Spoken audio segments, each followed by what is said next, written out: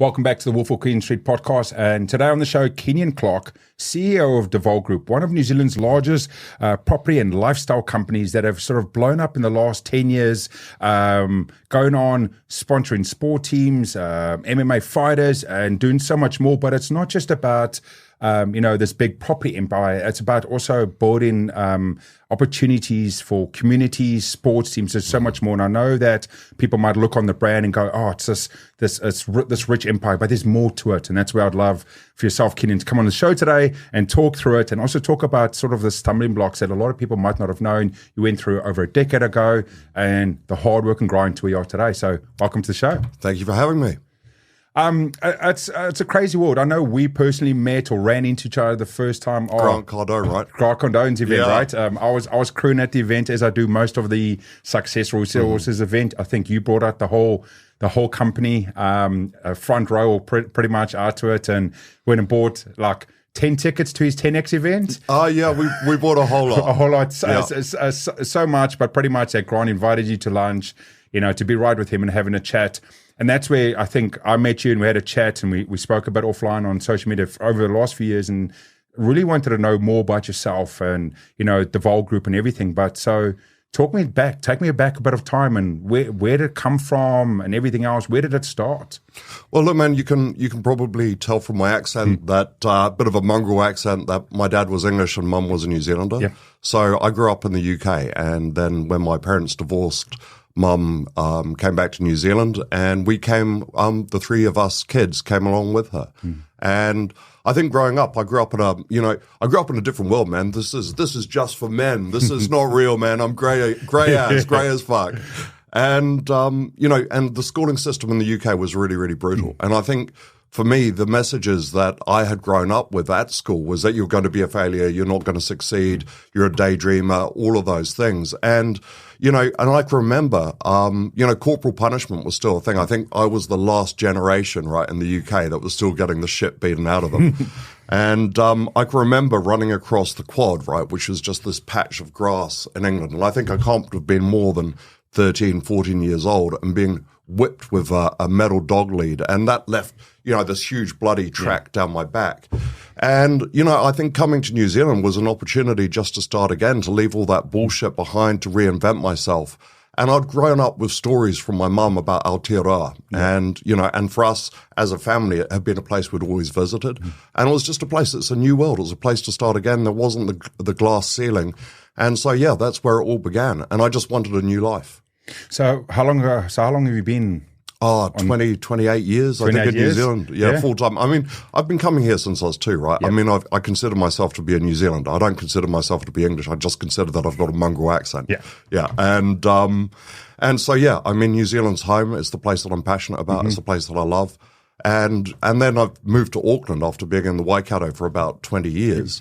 And I just realized that I was actually a proper Jaffa. And I just didn't know, right? For all these years I lived in the Waikato. I was meant to be a Chiefs supporter, but no, I'm just genuinely a Jaffa. So I just love the city. It's an amazing place. So. It's awesome. We've all got our own journeys, right? Myself, I've been here since 2007. So what am I going? 16 years myself. And we all become this sort of mixed community that we stand up and the world, funny enough, all ends up in New Zealand, right? Bro, let me tell you something, right? Just because you know where you've come from, it doesn't mean you need to stay there. Yeah. And sometimes I think whether you're in a bad relationship or a bad business partnership, in a bad place, you've got a bad group of friends, sometimes the best thing that you can actually do is just leave. Yeah.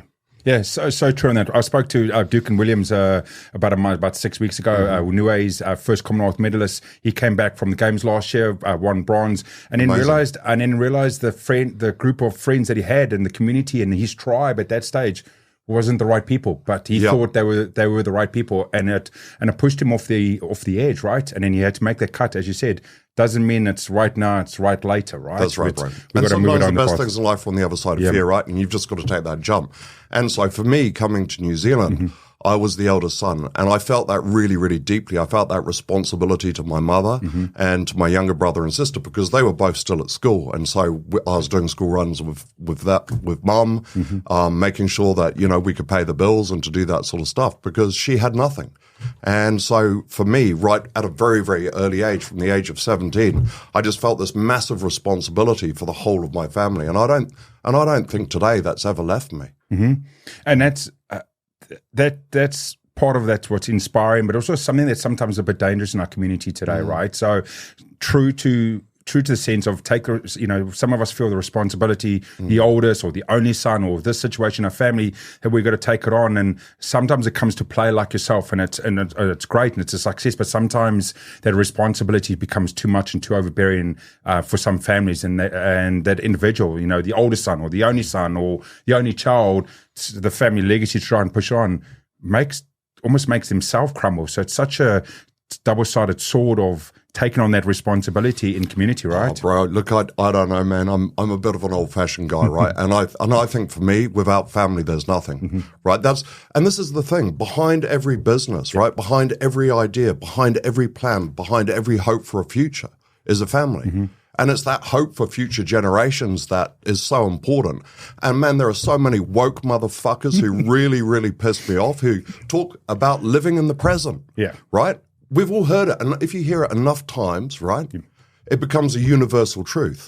But let me tell you a truth, that for a whole lot of people living on this planet right now, their present is hell. And it's actually your hope for a future that gets you through the tough times, through the present. And I think you've got to have an eye to a future, and you've got to, as a man, I believe, you've got to have the duty and the responsibility to the women in your life. First, for me, that's my value. And secondly, for the rest of my family. And so, look, there are other people who may find that pressure difficult and they may crumble under it. But for me, that's just something that was a non-negotiable, and it's just part of who I am. Yeah, it's amazing how you said that on that, Kenyon. But let's take it back a little bit. Like I said in the beginning of the story, everything hasn't been a success for you, right? The whole journey hasn't been as easy and as simple as going. 2008, GFC came along. Did Devol exist already at that stage, or was that under a different umbrella? No, not at all. So I think when I was here with Mum, we were building a wedding venue, we were building a conference center. We looked after other people's animals. We were just hustling to make money, right? And then Mum took me around to the various real estate companies when I was 18, and I got myself a job. And I just didn't know, right? I didn't know at the time that in New Zealand, if you have a pulse, you've got a driving license, you could have got a job in real estate. And so for me, that was a life-changing experience at 18, because within the next couple of years, I ended up as the number one salesperson for the whole of the Ray White Group, right? Throughout the whole of New Zealand within the auction space. And I suppose, having been told that I was a failure at this and that growing up, this was for the first time in my life something that I was actually really, really good at. And I found this link, right, this pathway from being completely fucking broke to being able to make $1 million and actually just being able to build a roadmap to that. And I suppose that's for me where my love of property started. And so, I mean, look, life is full of both successes and failures, right? But we'll never know whether we've truly succeeded or failed until the last breath leaves our body, right? And the importance for me is to fail forward. When you're learning to ride a bike, when you're learning to walk and you fall over and something happens, have you failed? No, you just get back up and you give it another go. And so that's the same thing for business. But we live in this country that's got this tall poppy syndrome where people can't fail. And it means that people are afraid to fail. And we need to change the narrative around that, man. It's like, did Izzy fail in the fight before last? Or did he get back up and beat that motherfucker? But he learned from it, right? But he learned from it, 100%. And so in that moment, you've got all the trolls and the clickbaiters who are sitting on the side saying, he's done, it's over, and all that bullshit, right?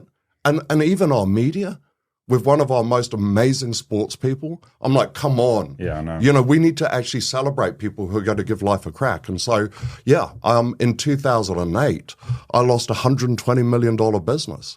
And, I think I was 29 at the time. And Mum and I had built this business over, quite a long period of time. there was this guy in New Zealand, you might have heard of him, Graham Hart, right? And we had the same bankers, right? The Bank of Scotland, or the Halifax Bank of Scotland, which was down here as the Bank of Scotland International. And in 2008, they went bust, right? And I mean, I was 29. I didn't know that a bank could go bust. I had no idea. No, I don't think any of the generation. It was like banks are meant to be there forever. And when they went bust, we went bust with them. And, you know, I lost everything. And from having been one of New Zealand's wealthiest men under 30, I was on the dole pretty damn quickly and, you know, and had to start again. But literally, I can remember, I mean, I was talking to my wife about this, and she was basically saying, look, back in that time, you took about a day and then you just got back to work. And that is my value system. I believe that as a man, that is my responsibility to work. I had a fiance who later became my wife. We've started a family, and I'm like, man, I wasn't going to bitch out at 29. Oh, it's all over. I've lost some money. It's just fucking money. And it is so true, right? There's the stumbling blocks and the stuff that we get hit with, and it's just how we get through it. And it's true. It is whether you perceive it as a failure or you perceive it as a learning. And that's the sort of stuff we got to show with people, like myself and my stumbling blocks. You know, my brain tumor. I'm a month. 26th of June. It'll be 4 years since my brain surgery. Here we go. And my realization, I went through the same sort of motion of, you know, depression, suicidal thoughts, financial ruin because my insurance never paid out and everything else. But then it's looking back and taking those blocks and building from it and just taking it slowly step by step and going forward and building it up from it, right? And that's what we try to enforce in our community today of, yes, it's going to be hard, but we can move forward. Can take a one step, 100%. moving and going from there, right? And then build up to the path that your life, needs to go down. I don't ever speak about religion. It's not a place I never do on my show, but I do have a true sense that there's a path or a legacy for you, and we just got to keep going down those steps. And whether it takes you down being the best version, it's always your best version of yourself, but you might be different to me. And that's one of the biggest learnings I went through mine. And I don't know if it was with Kenyon, what it was with you, is I always had this vision that I was going to become better than you. I was going to become better than that person, or I was going to become better than Guy behind the camera, and I was going to become better than Grant Cardone. And then the realization was, I'm never going to be better than, because I'm not you. I'm only ever going to be the best version of what mine is. If that means I'm the same as you, or we're on par, I'm below, I'm above, so be it. That's what it is. But I think that was one of the biggest learnings for me through that stop was to release the ego. The ego, but also stop going, it's A to A. It's me, I'm A. I'm the only A. I'm like the 1 billionth A version, right? With hashes behind. Bro, there's only 1 in a 400 trillion chance, right, that you were even born. You are unique. And look, I mean, your show is not the place for religion or belief, but what I will say is this, is that for me, God is other people. And God is love. And God is connection. And God is community. And when we actually recognize that, when we recognize the fact that we're all connected, I have ambition, I have ego, I recognize those things, right? I am a flawed human being, like all of us in one way, shape, or form, right? But for me, after 2008, as I'm building a business again, I realized I needed other people. And I've realized how important housing equality is in this country, and housing inequality, access to housing. And we know, right, it's not about how much people are making a year, right? It's not about their salaries. We know something that will really determine whether someone is broke and in retirement utterly screwed is whether they even own a home. And so for us being part of that community, especially within the Pacifica and Māori community, working a lot in South and West Auckland, you know, for us being able to see people get into new homes, that's something I'm passionate about, man. I believe it's a way that we can level the playing field for people. It's so amazing, Kenyon. And like I said, the last few years, you know, it's been big from the Val Group and out there and putting the properties out there and giving those opportunities. And before we get down to the property side and all that, take me back to I know there's a funny story about the naming of the company. I know there was there's a whoopsie there. Oh, man. You know, because my mum was such an influential person in my life, her family name was Duval. And I can remember that was the reason why I named the business that. I wanted just to remind myself of where I came from. And then we registered the company, we got the brand developed, all the things that you do when you're starting a business. And then we were building this big tower in Monaco, right? So 200 feet in the air, right? And we had this crane with a huge neon sign on the top with Duval on it. Yeah. And my auntie was driving up to Auckland and she phoned me, "Oh, so nice to see the family name up there. But by the way, you spelled it wrong." And I was like, "Oh my God, Auntie, you're joking. It's meant to be DAVALL." And actually, if I had done that, I would have been able to buy the .com domain instead of the .co.nz domain. But, fuck it. And so I said, "Auntie, I love you. No, I love the family. This is the reason why, but I'm not changing the name now. We are done." So that's a great story, right? And it's, I look at it has its origins in the good parts, the integrity that you want to do it, and it's a good fun story, man. Oh, it is what it is, right? That's going to be on your gravestone. Couldn't spell the family name, right? That's right. the last statement. Kenyon had all the success in the world, just forgot his family name. It's interesting. It's a funny thing that you will perceive all the success in the world, but there are so many different facets to it. Right now in the property industry, I wouldn't consider I'm not feeling successful. It's a really, really tough time. Correct. And so, whilst you can have many different areas of success, I would consider my life to be a failure if I really screw things up with my wife and my kids, right? I think it would be a failure for me if I ended up with some other dude raising my kids. That would be failure. So what is success and failure? I think the fact of the matter is that, as men, we should carry heavy things. We should build muscle. We should have a life of purpose, a life of integrity, and a life of responsibility. And that's about a life well lived, man. Like, there's no one here, in my view, who's scoring me. Yeah. Like, if other people consider I'm a success or not, it actually doesn't matter, right? Yeah. It ultimately comes down to how I feel about myself, whether I believe that my life has been of value, whether I've been able to contribute, and whether I have people at the end of my life who are around me who love me. It's so powerful, Kenyon, on that one, and it's true. And you said earlier about the inequality around the property space. Let's get into property a little bit now around Deval, what you guys do in New Zealand, right? Obviously, at the time of the recording, we a couple of days just past the budget. There's obviously some changes in there. There's some shifts and movements. Obviously, one of the biggest ones, if you're a property person, is the whole hit on the trust thing, right? People could save their money or hide their money in trust, let's say in inverted commas, increase the tax rate.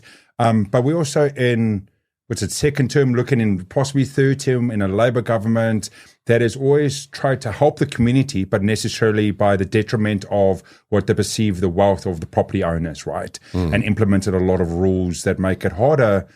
It was supposed to make it harder for the top, but it's made it harder for the entire table of people trying to get into property. Now we're in a state of 7-8% mortgage rates. The triple CFA, the affordability matrix, the test rates, it's just all through the roof. So even the people they're trying to help, the mom and pops, the single mom, the single dad, our young teens or young 21-year-olds that get married, trying to get, it's almost impossible, right? Bro, the road to hell is paved with good intention. And, politicians from either side of the fence, they've got a difficult job. Yep. And I think about the difficult job that the Labour government have had to navigate through COVID, and whether they did the right thing or the wrong thing, maybe history will be the judge of that. I certainly won't. But what I will say is this. I built more social housing for people in dire need of it under a national administration than I had under a Labour government. And we would be happy to do it under any government, right? We are completely agnostic. We are not political in any way, shape or form. But we have some real fucking problems in this country, right? We have 9,000 people who are living in emergency housing, right? Yep. That's like motels, dude. Yep. That's old motels. Hang on, bro. Like, of that, 4,000 of them are children. It's crazy. How can we not be connected as a community and understand that this is a real problem when our kids are growing up in places that are not safe, right? And so when we look at the crime statistics, when we look at the RAM rates, when we look at the things that are problems, right, we need to have a comprehensive solution. That needs to be housing. That needs to be education.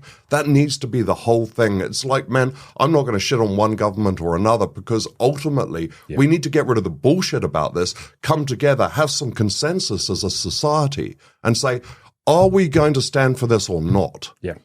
And so for me, look, I think property is always going to be a cornerstone part of a way out of the poverty trap for people. It's not just a mechanism to make money for landlords, right? It's not just that. It's a home for a family. And we've got to remember that, whether that's a tenant family or whether it's an owner-occupier. For me, safe, warm housing is a fundamental right. It's so true, and I love your passion. And you're so right. There's so much issues we have in this, and you're true to the centre, irrespective of the political nature, the left and the right side, and all the rest of it. There is we have an epidemic here. It's the biggest pieces in New Zealand at the moment is the safety, security, our housing for people, partially a little bit on our education side, and then our mental health side of it, and it all comes into play, right? It's just 100%. It's one little bucket, and it's just we keep throwing more shit into the same bucket, and we thinking things are just gonna, like a magic potion. At some stage, we're gonna throw one more problem, and poof, it just disappears, right? And it's not fucking moving, man. But here's the other thing too. We need to stop blaming the government. Right? I'm like done with like Facebook groups with people moaning about this politician, this policy or that policy. Vote your conscience and move on. And if you are genuine about something, then take responsibility for it yourself. So let me explain to you how that works for me and our business, right? So I'm passionate about mental health within the construction sector, right? And that's because tradies neck themselves more often than anyone else, right? Suicide's a real thing. More than forestry, more than any other sector. The construction sector, 1 a week. Man, it's just horrifying, the statistics. So we have a registered charity, the Duval Foundation, that sits alongside our business and sits alongside our family. And we put together the Solid Ground program, which meant that we provide access to free counselling, either in group therapy or one-on-one, for every single man on our construction site, right? I'm not going to complain about what the government's not doing when I'm not prepared to do something myself and put my money where my mouth is. And for me, I believe in terms of health and safety on our building sites, that every man should come home safe, right? You'd expect that. You don't want you don't want the tilt slab to fall on them. You don't want them to have an accident on site.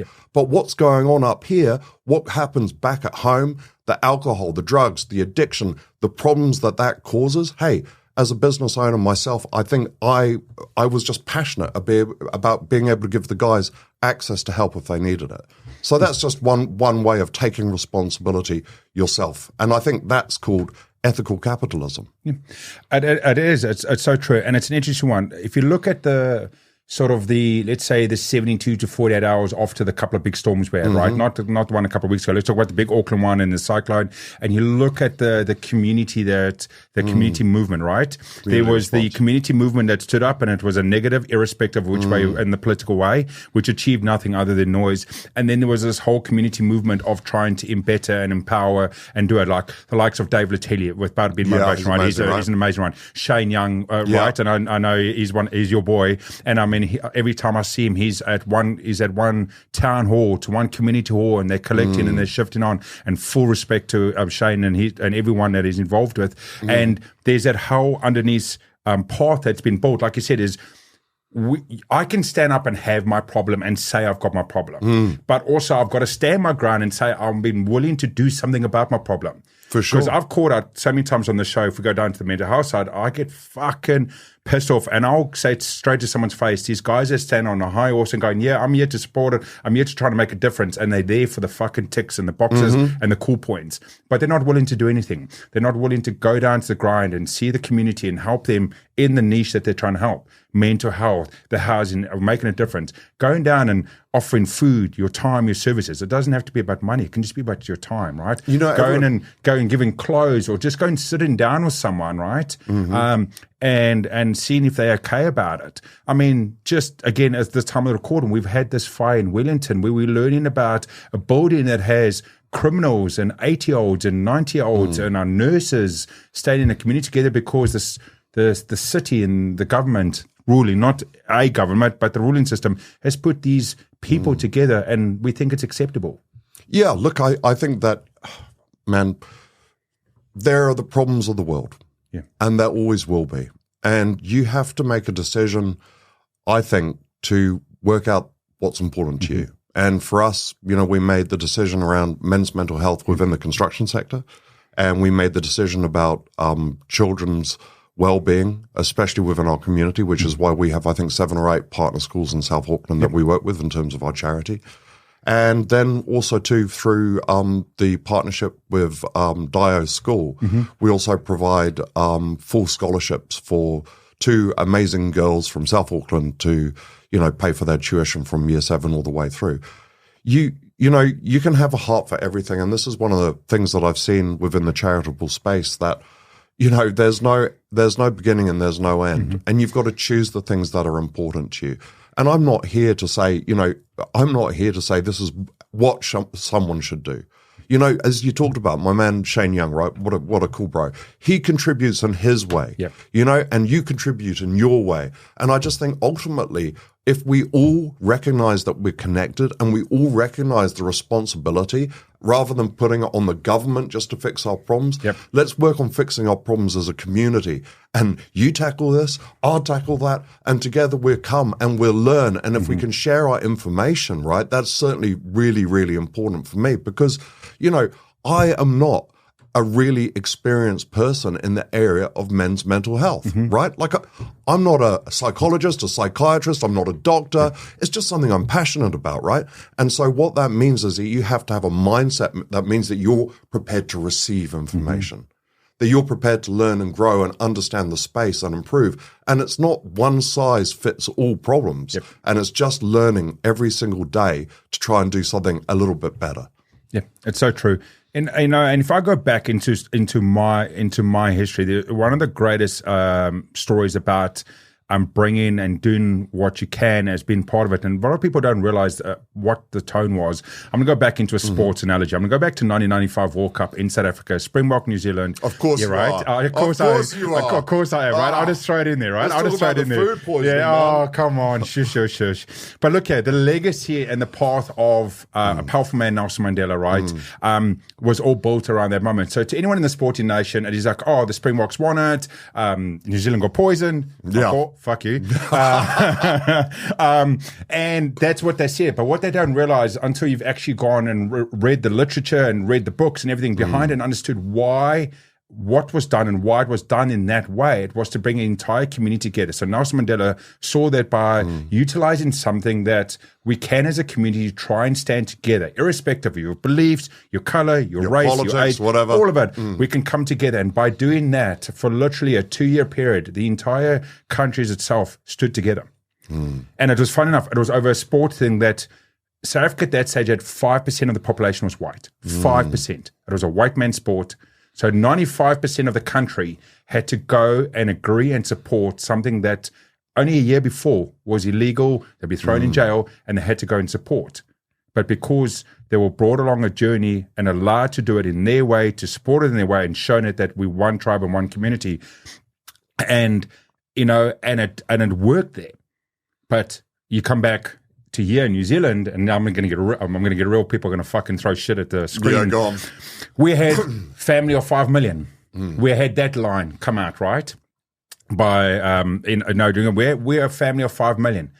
The concept and idea was correct, but I think it was missing the boat in the sense that by having the family of 5 million, we all had to be agreeing that we were going to something that was better for us as an entity, not you have to conform to the family of 5 million to give the country better. And that's where I think it's an interesting one if you look at my history and the current history, of how the two different paths is and how as a community, and like you said yourself, if we build things up and align people to do it their own path, but work into a holistic, better direction, slowly it will come together and it will work. Man, I think you've got to have unity of purpose, right? To say that your family is to say that you're aligned. Yeah. Like, having said that, you can be a dysfunctional family as fuck, right? And so we've all got that family 100%, man. I'm worried it might be me and my family. But I think this is the thing that I talk about, is that with the tall poppy syndrome here, and with just some of the insanity that I've seen, and the hate is beyond belief. We are all connected, and I think we've got to find the things that unify us, that bring us together, than the things that divide us. And certainly, I know as a dad, that's what I want to do with my children, right? And it's the hope for a better tomorrow. It is true. Growing up in South Africa, seeing what the other side of the coin looks like, and seeing what people have to grow up. I've spoken about stories of my mom handing me an AK-47 when I was 10 years old, loaded to protect money, and thought it was absolutely normal, right? And she looks back at it now and goes, one of her worst decisions ever in his life. My dad going out every night with a 9mm revolver on his hip. We'd go out to a restaurant and it'd be sitting on the table, and growing up and that being normality for us. And you come here, and now raising, again, we both dads and raising kids, and now going, okay, you want to grow them up in the world, but you also want to show them paths that are applicable and that are correct, and to give them the strong points, but also to allow them a bit of safety, right? I've seen the other side of the world. I don't want them to see that or experience that, but give them the strength to be able to handle it. Like my wife always threatens when they set up a line, like, we'll show you what my upbringing looked like and what squatter camps look like. Do you want to live like that? Yeah, shit? I got a Soweto, right? Yeah, you've got a Soweto. I'll show you what that other coin looks like. Don't lose your undergrounding, right? I can remember being in South Africa, and you're stopped at a robot, and you're worried about whether your car's going to get jacked, and there's a revolver on the seat next to you, man. Like, it's a different world. We have no idea just how lucky we are in New Zealand. And I think it's good that the kids at some point in life understand that this is just not how everyone lives. We have, we talk about, and it's often you see it in the press about people moving to Australia. Why the fuck would you go? I mean, honestly, this is the best country in the world. I genuinely believe that. Yeah. And having spent time in SA, having spent a lot of time in Europe, I've worked in London, I've worked in the Netherlands, in a place called Eindhoven, and then in Germany. I've spent time in Africa. I've spent a lot of time in Hong Kong and Singapore. I've, flitted through Australia. But for me, Aotearoa is home. And so if it's home, then have responsibility for making it better. Yeah, so true. So where's next for you? For yourself as Kenyon? Not Deval, where's next for you as Kenyon? Yeah, well, I'm really, really enjoying my MMA. Yeah. And I mean, for me, that's therapy, right? Yeah. And it's a little bit unusual. I mean, I think there's a dichotomy between me as the corporate guy and the things and the way I live my life. And I don't always think that those things are naturally balanced. And I'm probably always going to be a little bit along the lines of, I'm always going to be an entrepreneur, right? Which means that sometimes you move fast and break things. And we've had some criticism, probably rightly so, from regulators and from all sorts of people in terms of the way that we have done things. And I suppose for me, it's overseeing that transition from entrepreneur, really, passion. I don't want to lose that passion, and I don't want to lose the entrepreneurial spirit. But I recognize that maybe it's just time for me to hand over the CEO role. And, for me, that's going to be to my wife, Charlotte. She's amazing. She's a far steadier human being than I am. I can be a little bit unhinged and batshit crazy at times. A bit of a thug. And a bit of a thug. Yep. But it's also I know Kenyon a little bit, so I can call him a thug. Oh, bro. And the table's big enough for me to sit this side. But it's how I grew up, man. Yeah. I grew up with a different worldview and a tougher environment in some ways. And and I think that the world is a changing and evolving place. And for me, I want to be able to spend some more time with my kids.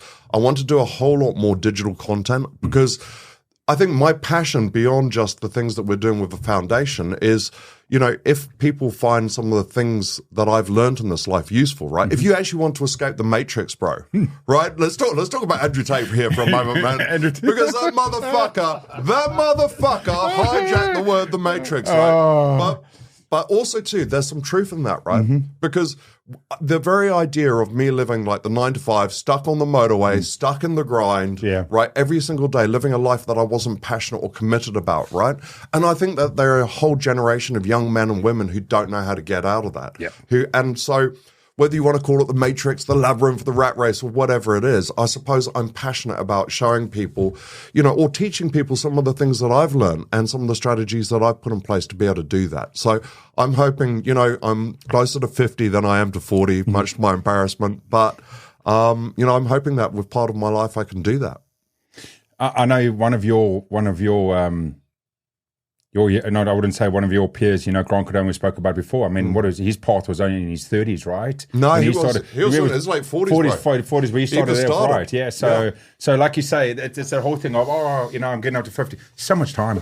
Oh, look, mate. as Gary Vee always says, right? There's just so much more time you've got, right? Yeah, look, I mean, I think we've, he's doing the property syndication thing, right? Which isn't quite my jam. I'm really, I'm in a different space, right? But it's still property, and I still think he does amazing things, and it's really, really interesting for me to follow online. But this is the problem, I think, for a lot of New Zealanders right now, is that all the voices of encouragement and inspiration are American. You know what I mean? Yeah. And it's like, what the fuck? Yeah. Why aren't we talking? Get Izzy on the show. Get Shane Young on the show. Offer to a Farsi. Let's get them. I'll Shane. You've asked Shane. Bro, I will talk to him. I'll talk to him tomorrow. So you want a funny story? So I hit up Shane every couple of weeks and just he's doing everything else, right? And I've been cheeky enough to ask him to come on the show. And you can ask Guy. I'm working my way around the UFC boys. I've gone Dave Wood. I've got Big Dave. I've got performance coaches. I had Shane Cameron yesterday. Whatever. So I'm working my way in. So I keep sending him a text message. So I met a guy this week and I said, "Hey, I'm keep hitting Shane up." And he goes, "Yeah, I know Shane. I'll hit him up." And I turn around and going, at some stage, Shane's going to turn around and go, "I'm going to fucking block Lawrence, or I have to come on his show, right?" And as soon as he blocks him, I'm going to make video about that. And I got blocked by Shane Young. So which one's camera number one? Huh? Where's camera number one? there we go. Shane Young. If you still want sponsorship for the next UFC, come here. Bro, I'll see you next week. And don't punch me in the face straight away. Yeah. Oh, that's brilliant. Okay. That's awesome. So I was seeing that team. No, I look at those boys, they've got an amazing story. To me, one of the biggest things is, and I know that's important to you as well, Kenyon, it's not that I want the UFC boys because they're the UFC boys. I want those boys, I want the guys and girls on my show because there's a story. The backstory for Shane's really interesting. Yeah, and there's a learnings and there's a path and everything else, right? And that's where a lot of people miss the boat, and that's where I missed the boat when I started this brand. I was like, cool, I'm going to invite famous people over because they're famous and people are going to be interested. No one gives a fuck about famous people, really. What they care about is the journey and the path, and it depends on the spectrum if you support or you hate them.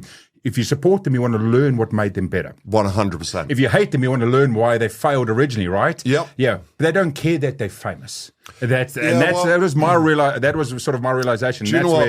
If you're watching everything I do, and you still hate me, you're still a fucking fan, right? Yeah. You're still a fucking fan in some form. He's still on the spectrum, right? For sure, bro. He's still on the spectrum. And I fully support that as well. We've spoken about so many times here, people coming out and the hatred it's thrown. Like, I've had people, Guy will know about this. I had one of the best comments I've had on some of my content was someone telling me to go back to South Africa and to, because the white people stole all the money from the blacks in South Africa.